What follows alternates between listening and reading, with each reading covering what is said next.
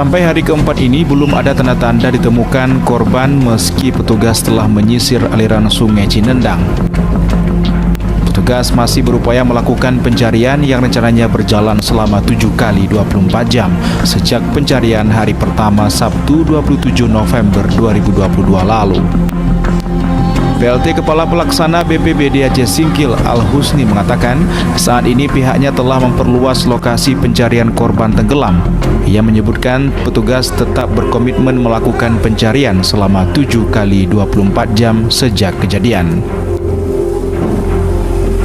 Jadi kita bagi 3 tim. Tim 1 terdiri dari SAR Sibolga menyisir dari TKP ke sampai desa Tanah Merah. Selanjutnya tim kita yang dari BPBD menyisir dari Tanah Merah hingga ke Desa Pemuka.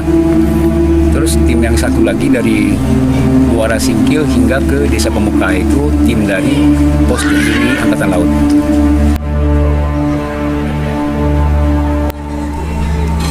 Sebelumnya dikabarkan seorang bocah laki-laki berusia 7 tahun tenggelam di aliran sungai Cinendang, tepatnya berlokasi di bawah jembatan Handel, Kecamatan Gunung Meriah, Aceh Singkil.